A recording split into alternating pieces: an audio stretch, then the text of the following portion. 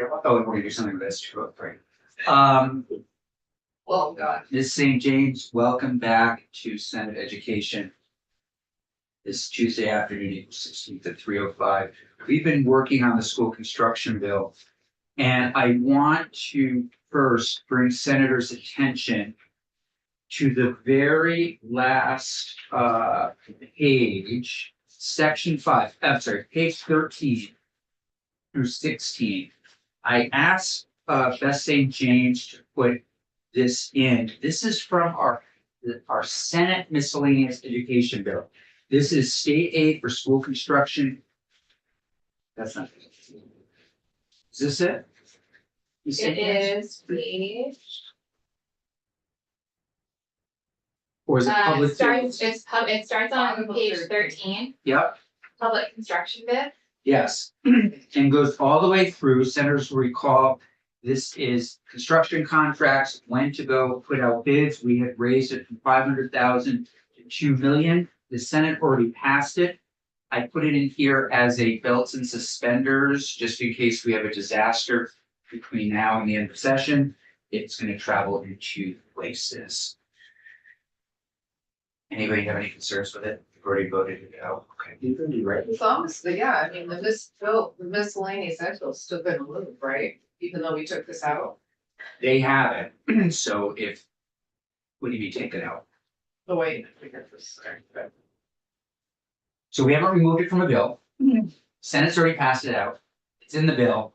If our miscellaneous education bill blows up on the House side, can't imagine it will, it's gonna be in this also.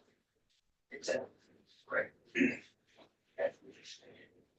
Ms. St. James, we have had a walkthrough with the proposer of the amendments to H 871, Eric Lafayette, and we have decided not to really take many of his amendments, which we'll take you through right now, but rather work through some of his wording a little bit. And so, speaking for the committee, well, I'll just walk us all through to make sure we're all on the same page. On page 3, and we're going to have to ask you to come back to us with some wordsmithing, but we removed his section having to do with energy audits. But what we do want to make sure is that this working group, this group of people that's developing this report, is keeping our Global Warming Solutions Act, our statewide energy goals, everything in mind during this process. And want to make sure that there's language in the bill. If there isn't language in the bill, that would use it. Beth St. James, Office of Legislative Counsel, are you asking me if there is language in the bill that would do that? Yes. Potentially. So, then I'm sorry if I misunderstood the direction. I thought I was supposed to incorporate all of Mr. Lafayette. You were. Okay, Now it has provided us a great way to walk. okay, through. great, okay, And now we're just gonna yank them / edit them. okay. So, if we're looking at the topics that the working group is required to make recommendations on or consider, let's see. I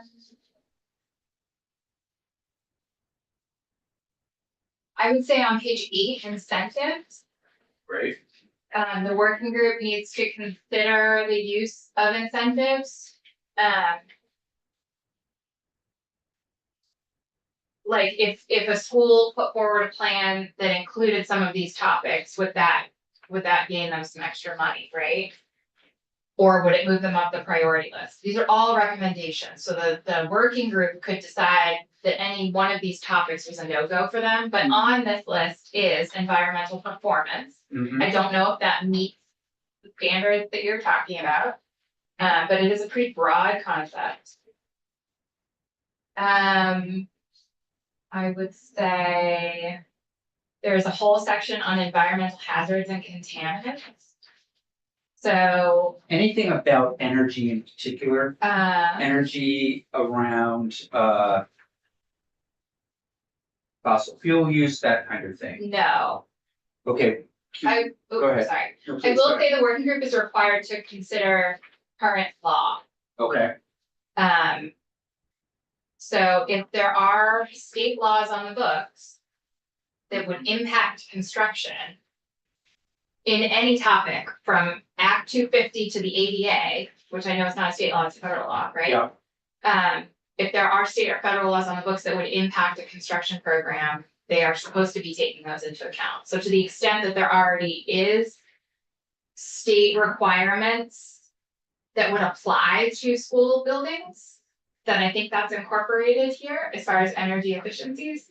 but I'm not sure if the state's energy goals, I believe they're aspirational. I don't know. Okay. Can you check? I mean, energy goals is a really broad, Possible reduction. Exposure. um, I believe we have goals to be renewable by a certain period, a certain date. I think it's 2030. I believe they're aspirational. And if they're aspirational, I think we should put them in here so that people can think about it and consider them. I will certainly phone a friend and get back to you.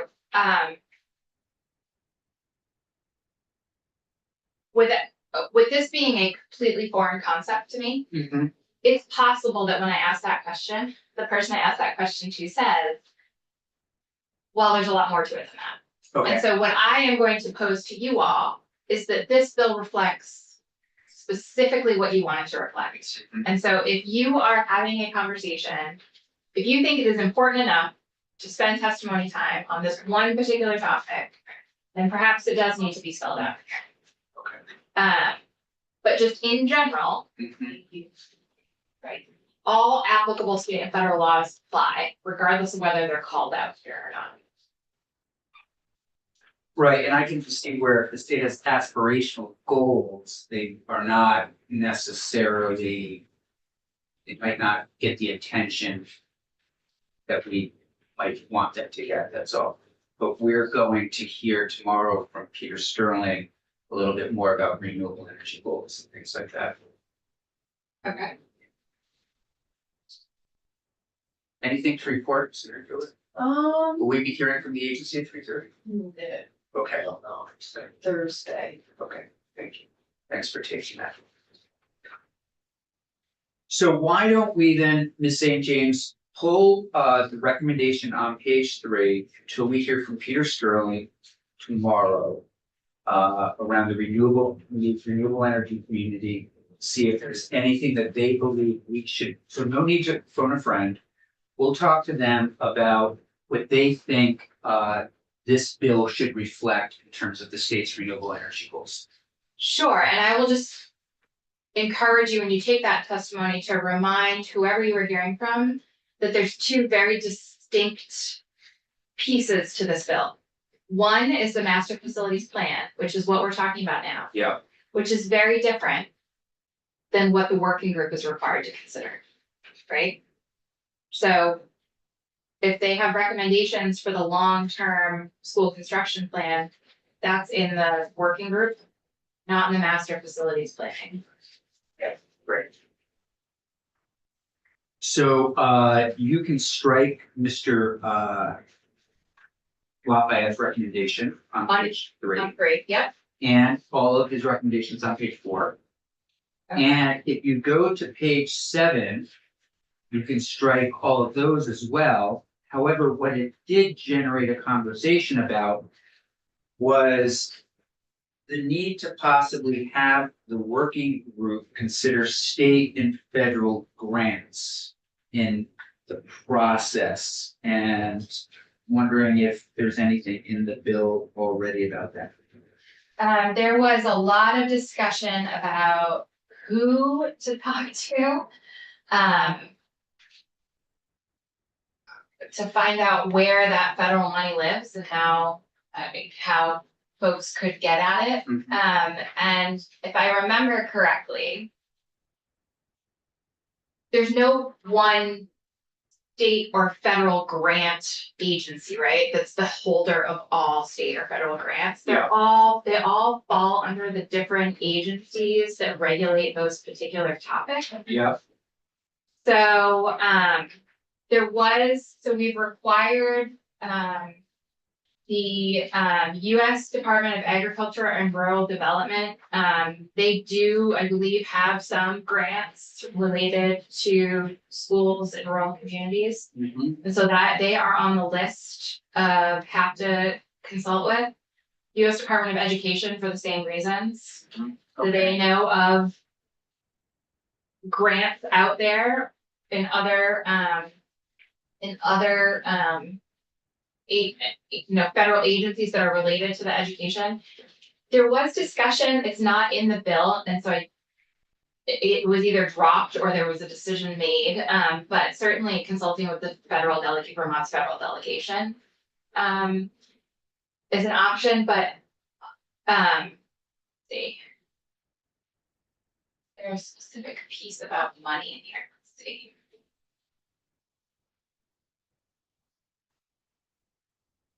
Yes, there is.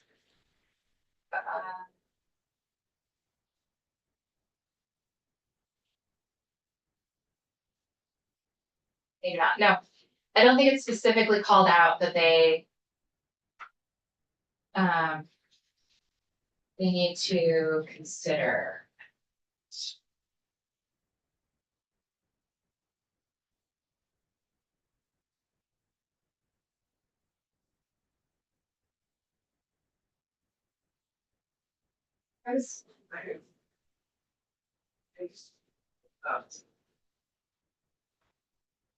I don't see why we can't strike this. Think we, the page, The grant, the federal grant, rebate opportunities. we are, Okay. we're just wondering if somewhere, we're striking, everything on page 7, we're just wondering if there should be somewhere in there for them to explore state and federal grants anywhere in the bill, in this process. I mean, Yeah, If- please. if a school or an SU wants to explore grants, I mean, does it need to be written in law that they, Well, to Senator Gulick's point, they all don't have the resources to explore sometimes federal and state grants. So should we have some group, should we have this working group in some way consider and help people understand what's out there? I mean, from the way, Yeah. just real quick, just from Yeah, the way please. I'm reading it, it seems more as if it's a requirement that's being conferred onto SUs rather than the creation of a couple of people to, reach out to different SUs and say, hey, here's a grant, and here's how to apply for it. Me too. That's how I'm interpreting. Senator Weeks. If we're talking about the working group that starts kind of outlining who the members are of the working group or who they consult, starting on page 11. I think that there's two aspects. One is, we talked about this a month or so ago when we first started session still, the bond bank, the Vermont Bond Bank, money. And then all these, the grants, and I have no experience with education grants, so, just say hypothetically, anyone of us landed on this working group, we need that information. Somehow that collective needs to be recognized. So we can understand the bigger problem. How much of this can we solve with grants, bonds, et cetera? That's all part of the fundamental problem that the working group needs to wrestle with. So again, I don't know who the right group is, or if it's a whole series of organizations, but knowing what grants are available, I think is a big part of solving this problem. It's a part of solving this. Bond bank being the other. I know, but the question is, how do you recognize that? In the bill. Yeah. Senator Williams. Does the AOE have any responsibility in this construction process? Well, it says, I know, yes, SU's, AOE, grant, subject matter, it's like, I know, You understand the concept, I mean, I'm not looking to get into town halls to do it, but. Jill Briggs Campbell, if you have respond to that, is she coming in? The Agency of Education is the only non-legislative member of this committee. So they have a seat at the table. Oh, no, just waving general. Ms. St. James. Do you want to add anything to this in terms of, I think what we're grappling with, is there anything here, and maybe the answer is no, that needs to be done to put state and federal grant opportunities on the table so SUs don't have to figure this out? Is there anything that needs to sort of be looked at or examined? And maybe, again, the answer is no. I think that's a policy I decision. understand that, but is there So- anything in there now that does it? No, I think I've walked you through where I think that conversation landed, and that was adding the US Department of Education and the Department of Agricultural and Rural Development to the list of required consults. If you want the working group to, as a part of forming recommendations for a state aid to school construction plan, to consider how state funded or state and federal funded grants may be factored into this program, I think that's something you would need to spell out. That's what I think we're looking to put in. Then I would add, my I see suggestion no would harm in be adding that, yeah. adding just a charge. Another letter, basically just what I just said. Right. That's it, period. Okay. But I agree completely with the legislative council as always. You don't think the bond bank should be on this list, the Vermont bond bank? Yeah, Bank was in the construction group that we were on this summer. I get that. But here we are, so page. Yeah. 11, on the bottom of the page, line 16, we're looking at the working group shall consult. I think we need to consult. That group needs to consult the bond bank. Bond bank needs to be part of this. I have no Just issue as with that. rural, US rural, I'm this or looking to that. see if anybody else has an issue. I mean, they're just consulting with them. I have no issue with consulting with the bond bank. I don't know, it looks like that's fine to add that. St. James, got it? Fine. They might tell you something you don't want to hear. Do you all have them in yet? We have not. Oh, they gave a presentation to House Ed. Oh, good. Bill. Great, great. Maureen, who's the point person? We'll find out. And then, again, I kept the old notes, but previously we've been talking about, again, who should we consult? We have in here the school boards, the superintendents. We talked about the educator voice, which was NEI. We talked about the principals voice, which is Principals Association. I'm just wondering, again, it doesn't need to be like all-inclusive list because of the line item M, but I mean, I think it might make them feel a little more empowered. Yeah, I remember when we've added the energy performance. Wait, was that a recommendation from Eric also? Yeah. Let's take that group out. J. Yeah. None of Eric's, just to be direct, recommendations are going to move forward as written. You can remove them all. What we took from him were the conversation about renewable energy, which will continue tomorrow, and the conversation we just had around state and federal dollars. In terms of the list of people to consult, listen, we can make this list as long as people want. I think the committee agreed that we wanted to hear from Vermont Legal Aid Disability Law Project, as well as Department of Disabilities. But if you want to add more people and the committee's okay with it, I think that's fine.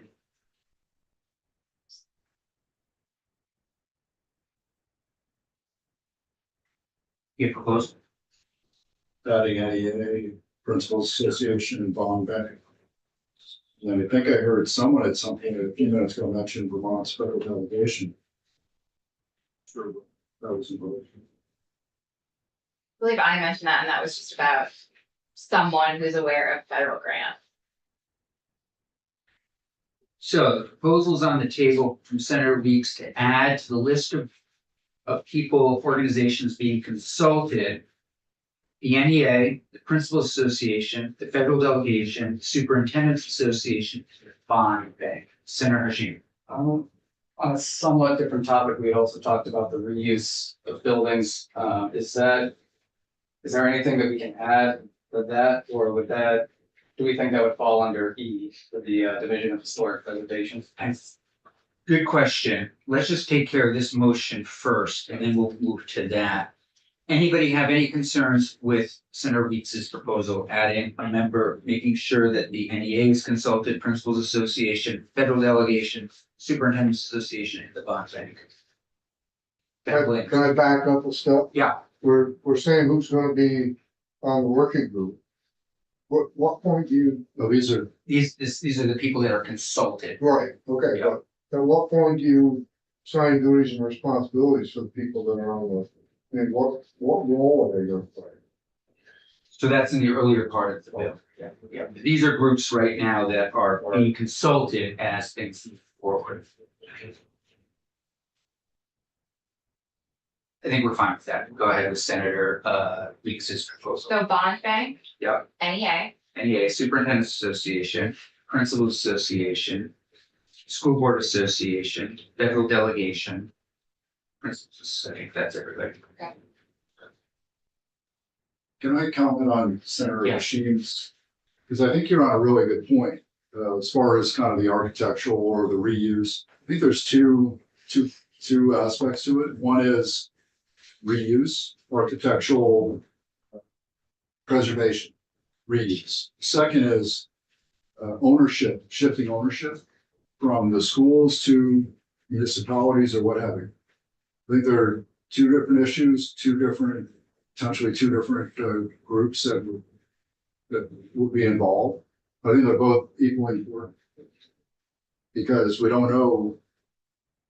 I mean, if it's, we give up the school building in preference for new construction.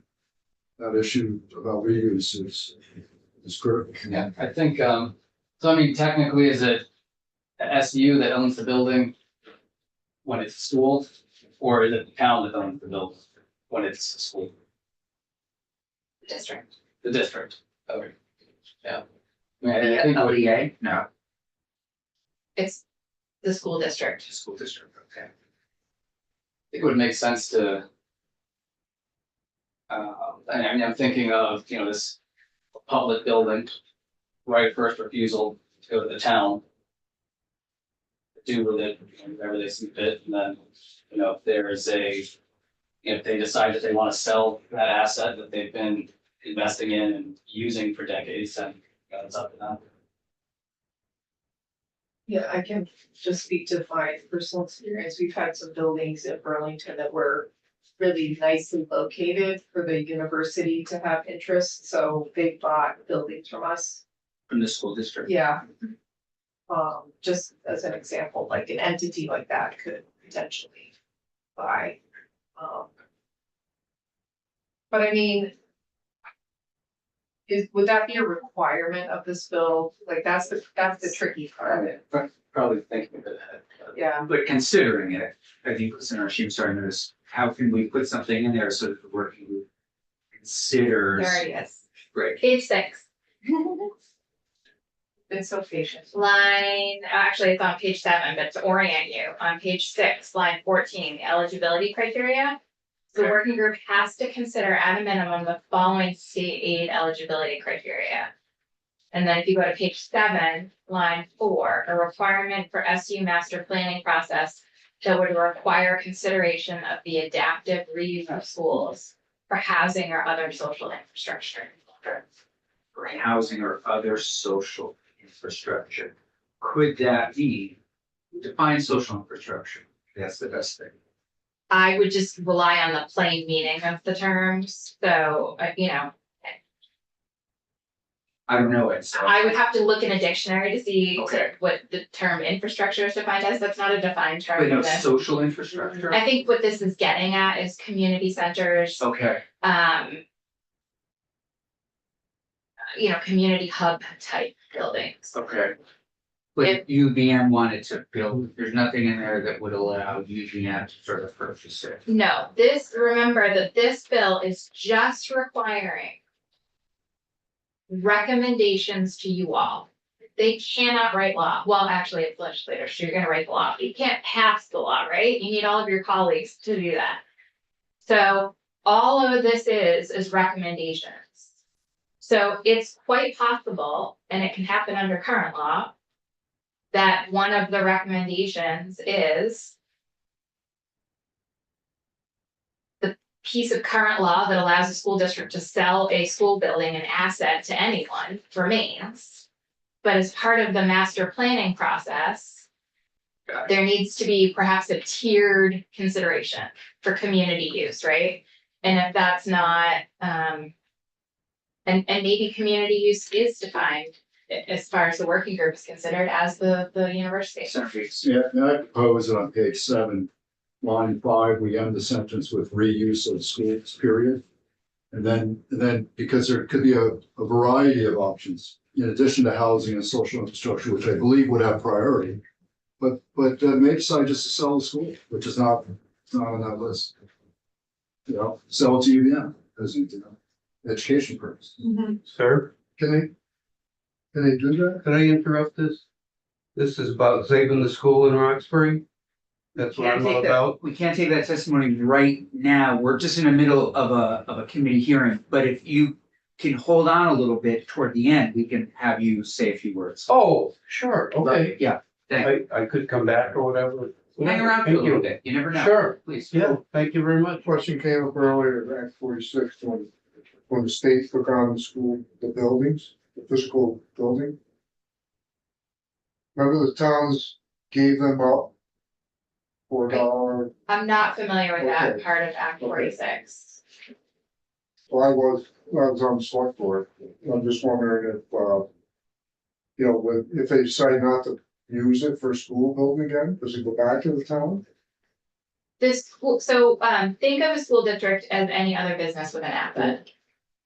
So if the school district decides to close a school, if they own that, they have a mortgage and a loan out on that, or they own it outright, that's an asset.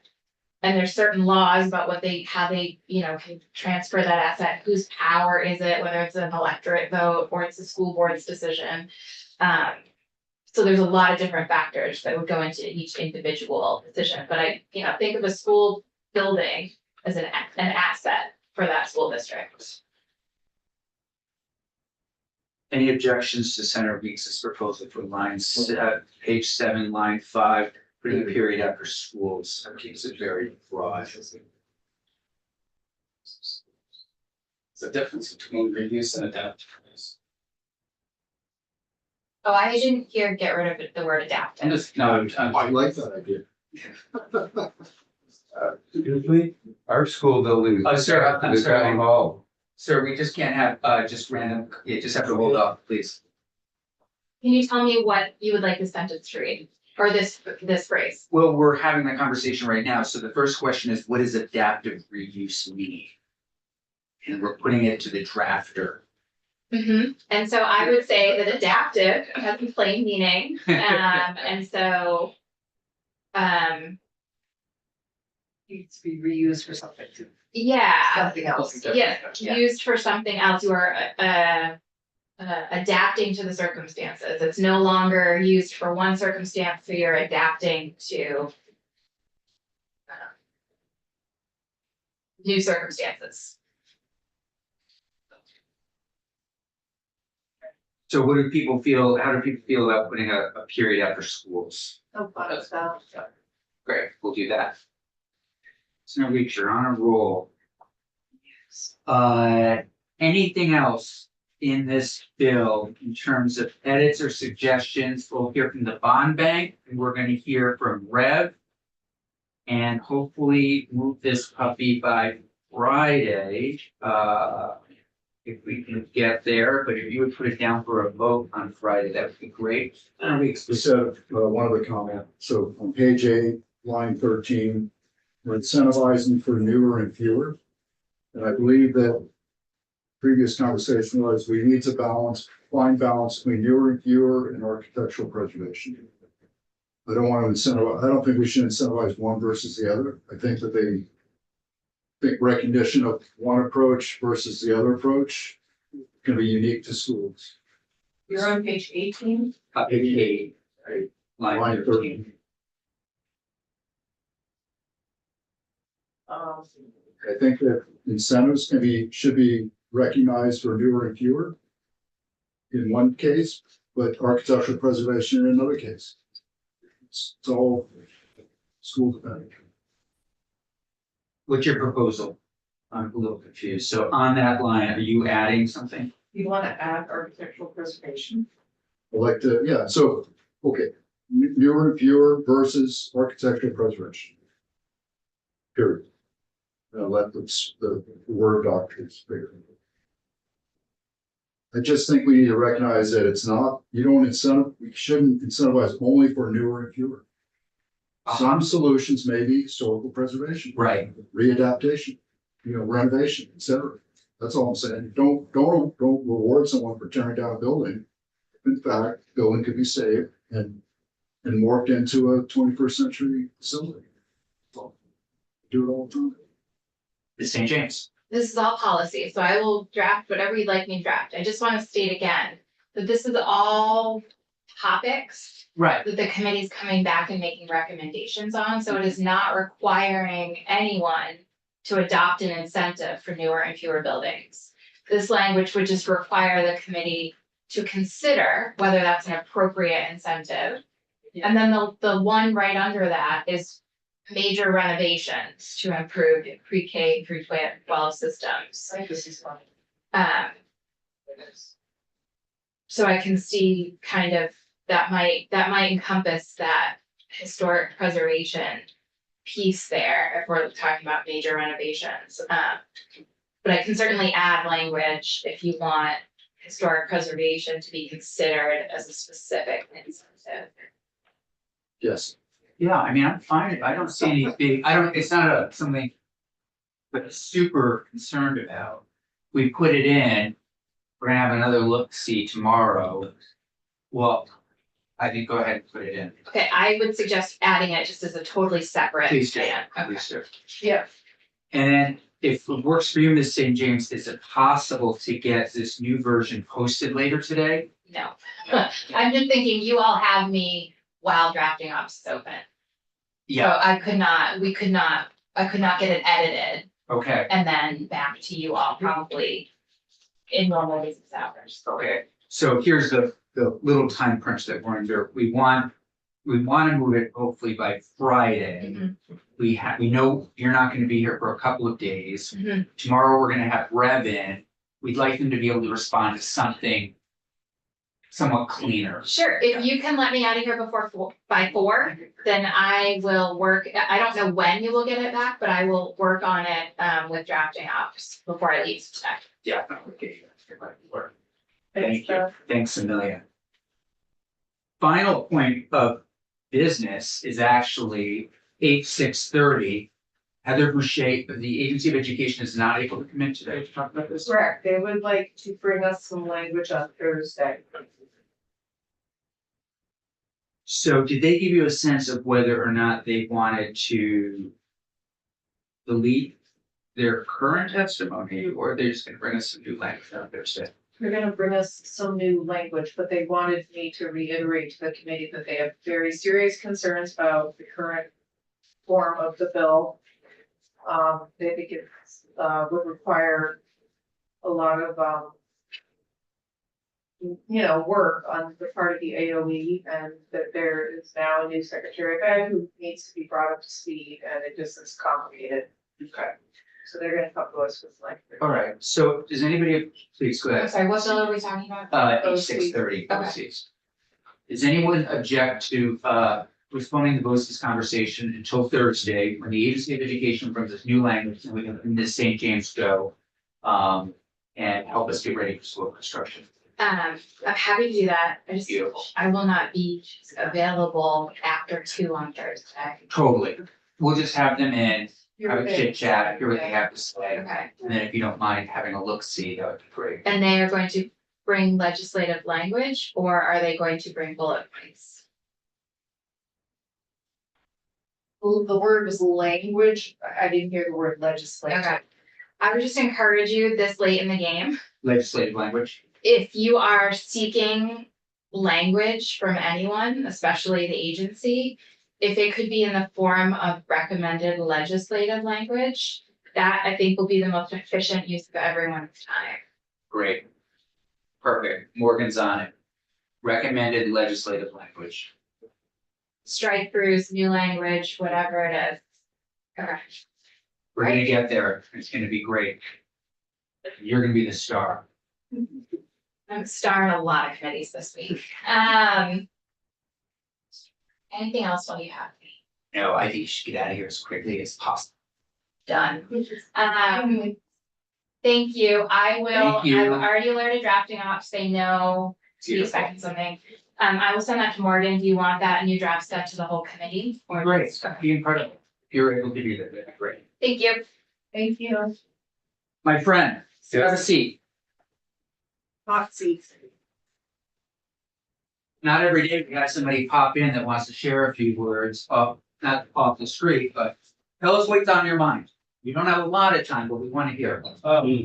Well, if you could pass that down, that's one of them, I didn't work, it's a proposal to try to save the school. So would you just so for the historical record, Yes, sir. would you just say your name and where you're Oh. from? My name is Amadeo David Santee. I'm from Roxbury, Vermont, Yep. and lived there since 1979, roughly. Own a house and part of another house with my family. And I'm just trying to save the school. Because it seems that the people with children, first, second, third, and fourth grade, do not like the idea of their kids spending 3 hours a day on the bus going to Montpelier. So Mr. Sandy, I just want to stop you for a second. Can you tell us right now, and I haven't followed it carefully, well, frankly at all, the Roxbury Village School, is it under threat of closing? Is it closing? Is something happening there that we should? Yeah, it's closing It is the end of closing. the year Okay, so a vote has been taken to close it. by the board, by the Montpelier School Board, if I'm not Okay. mistaken. I haven't gone there to follow them. I'm trying to get on I'm gonna meet with the transition team tonight and get on the agenda for the next school board meeting in Roxbury, which is in May sometime. And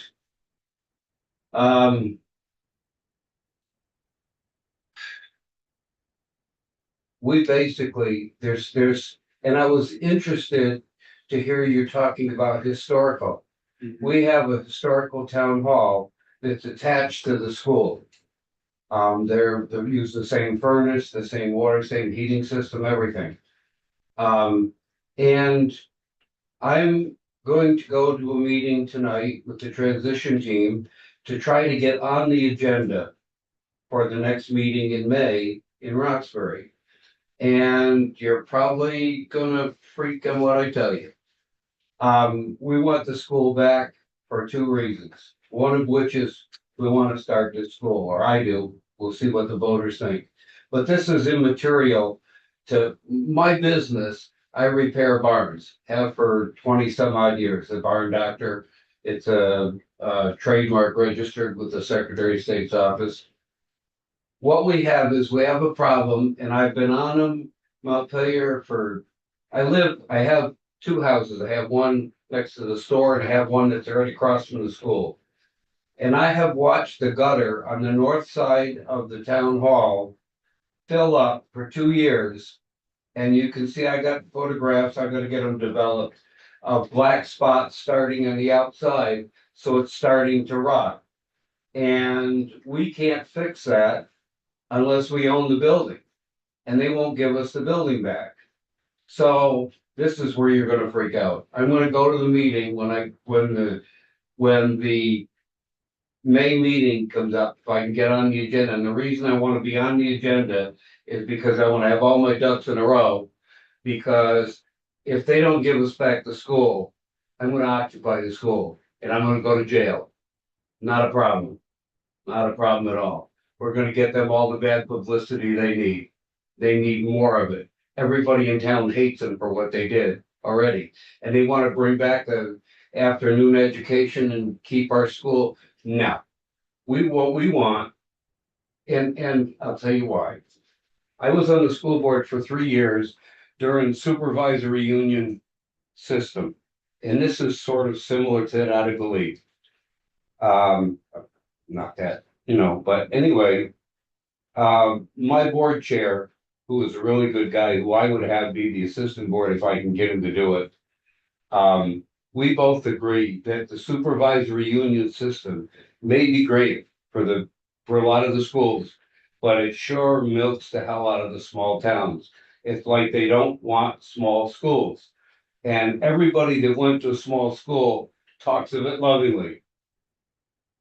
Well, we want to keep our school. And it's more than that. It's the community. You know what I mean? And I don't know what help I can get, but I'm gonna meet with the education commissioner and I'm gonna be that guy that's gonna probably fight her, because I don't know if that's true or not, but I understood that she was in the habit of closing small schools. I don't know if that's true or not. That's some of the scuttlebutt, I guess. I hope it's not the case. What I think we're gonna be able to help you with, for what it's worth, is I wanna introduce you to a fellow by the, you know Larry Sakowitz? No, I never met him. I know Hooper somewhat. Let's And- try, you and I are gonna meet, are gonna try to track down Larry Sakowitz. He is the rep for your district. Mhm. I think he's gonna be he may be able to be helpful. We can track him down as soon as we adjourn. Hooper isn't very helpful. Well, we'll have, see what Larry can do. You email? Yeah, I have to go to the library. I'm a poor guy. I mean, I had to give up my phone to do this, okay? Because I didn't have enough money to pay my taxes and my power bill and my phone bill. So I paid my power bill and my taxes, and now I just paid my phone bill. I'm waiting for it to be restored. So my phone isn't working until they restore my phone bill. Well, I I'm do, not paying it. I I'm appreciate, a poor guy. well, I appreciate your commitment, and I do appreciate that you're willing to go to the library to do this. And I do think a conversation with Larry Sakowitz and Ted Fisher, he's with the Agency of Education. Or do you live locally? How far? Do you live in Roxbury? Yes. Yeah. Right in the village. Yeah, so would you get emails and phone numbers for Larry Sakowitz? Sakowitz? That's saying SATCOWITZ. No. He's, and then, Ted Fisher, we could get his email and phone number, and we will give those to, Mr. Santi, and then I think those are two good people to start with. See what they have to say, Right. and we can always have a conversation with you again. You know that, I need to know the more the details get from them about the Lincoln School. Yeah, I guess they're on their own. I don't know. That's what I've been told, that the Lincoln School is a school. That's what I wanted before the RED, whatever you want to call it, the regional education. I saw that it wasn't gonna work a long time ago, and I wrote stuff against it, and I put it on the bulletin board at the post office in Roxbury. Yeah, A fella named Ben Pecos, who's been talked about in the news. oh, yeah. As Pincus as report. opposed to this. Yeah. They've lived on the hill for quite a long time. Oh, they have? Good people. Oh, yeah, they've been here for many, many, many years. The father was a selectman at one time, and he was a flower grower. He was actually a teacher at that's the school in Boston, the tech school in Boston. Wentworth? No, what the heck is it? Institute of Technology, I think. MIT? MIT, yeah. Oh, yeah. He taught film, basically documentaries, what he Yeah, taught. I have the family confused with somebody else. Okay. Does anybody have any questions for Mr. Santi at this point on this? Because I do think the next step would be to connect you to these two folks. See how that goes. I Yeah. think Ted might actually sit down and have a cup of coffee with you, understand the issue. And then if there's changes that they could recommend, they could bring them to the committee. What do you think about the fact that I may have to occupy the school and go to jail? not thrilled about it, I'll be honest with you, but Somebody's gotta do something. Nobody's doing anything except crying.